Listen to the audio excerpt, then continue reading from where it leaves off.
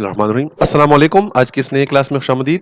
Stopping by woods on snow evening, उसके जो questions and answers हैं यानी उसके जो एक्सरसाइज हैं वो आज करेंगे इस वीडियो में। और अगर आप चैनल पे नए हैं तो चैनल को सब्सक्राइब कीजिए और साथ बेल आइकन को भी क्लिक कीजिए। आगे बढ़ते हैं और आगाज करते हैं अपने क्वेश्चन एंड आंसर्स का। पहला इसका जो पार्ट है understanding the poem, answer the following question. To whom did the woods belong. तो इसका जो आंसर है, the woods belong to someone who lives in the village, क्योंकि उसमें नाम का जिक्र नहीं किया गया है लेकिन किसी के हैं जो वो शायर जो है उसको जानता है। Did the rider see a farm house. Rider mean ये शायर की बात हो रही है कि क्या उसने फार्म हाउस को देखा है। No, the rider did not see a farm house. नहीं, उसने नहीं देखा। During which season Armand, do you think this event took place? Give a reason for your answer. तो ये जो स्नोवी ये लफ्ज है ये याद रखें, उसका आंसर इसी में है।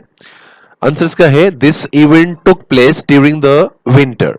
उसकी क्या वजह है? The best reason for my answer is that snow is falling, it only falls during the winter. जो कि बर्फबारी होती है वो सिर्फ विंटर में होती है, यही इसका रीजन है।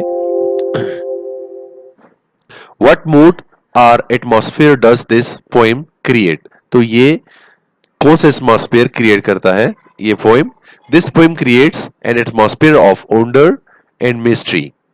It gives us some hints about the feelings of Ryder, but never explain who he is, where he has come from, and where is he going.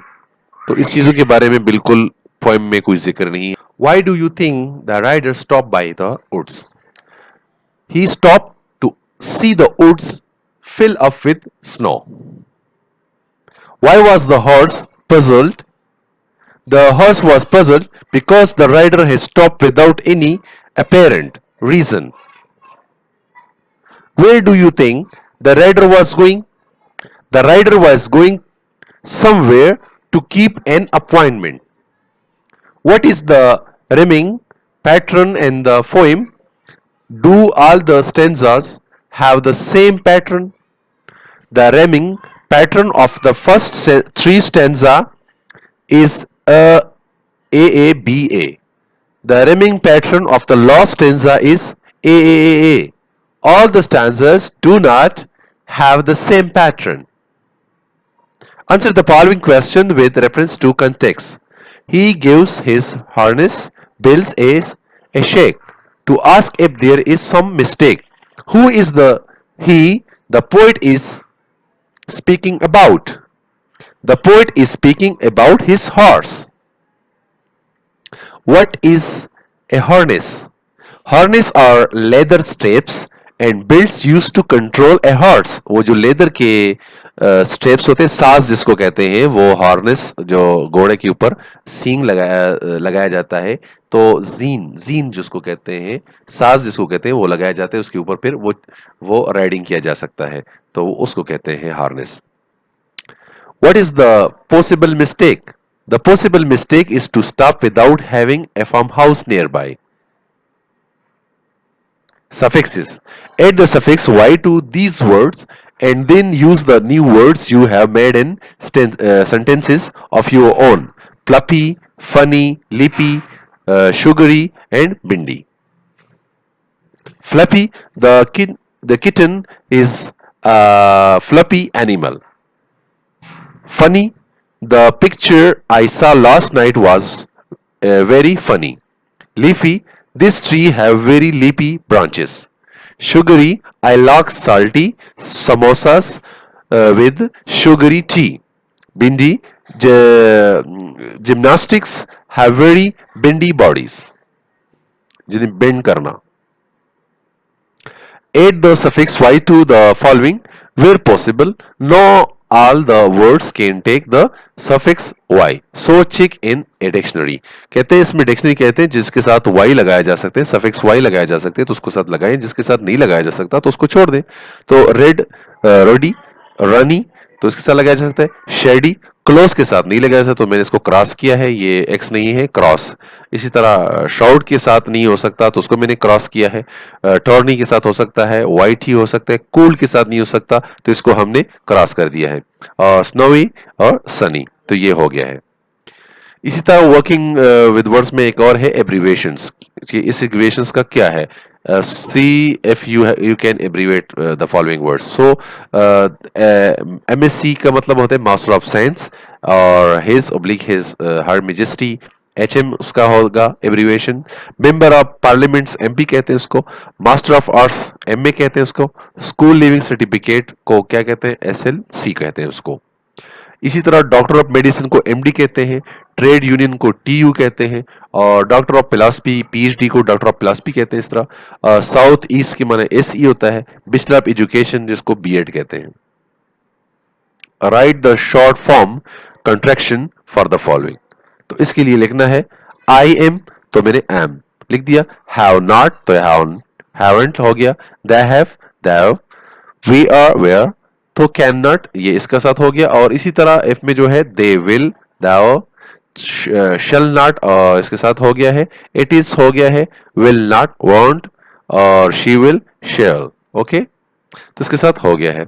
इसी तरह सी इसका है learning about the language. Use the words in sentences of your own sentences.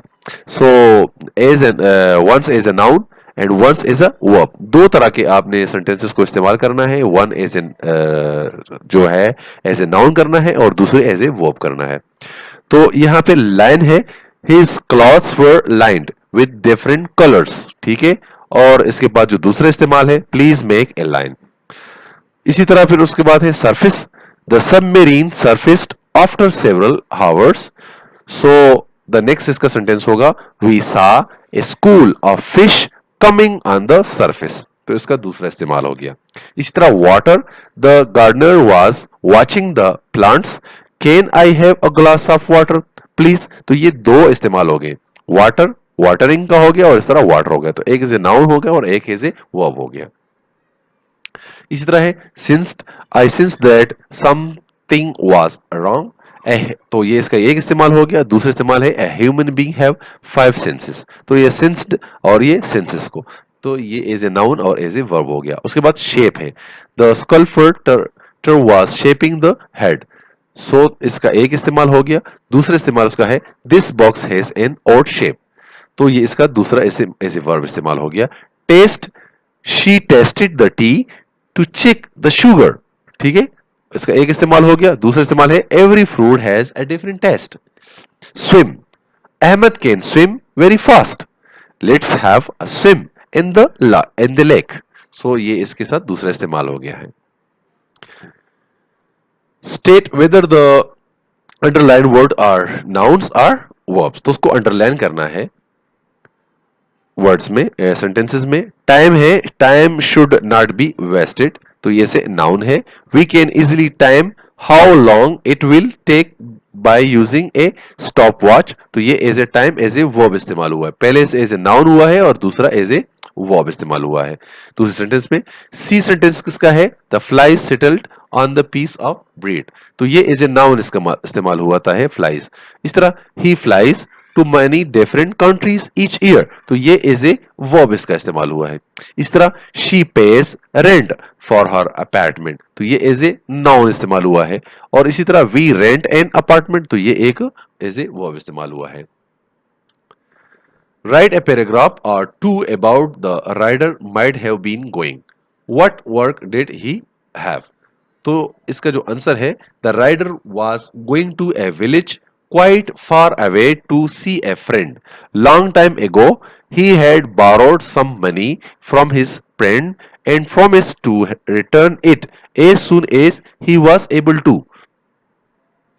He heard that his friend was in financial trouble, so he arranged the money and set out towards the village of his friend. He wanted to be there in time to help his friend. He had to travel for 2 days before he could reach his friend's village. On the way, he was set upon by robbers. He fought bravely.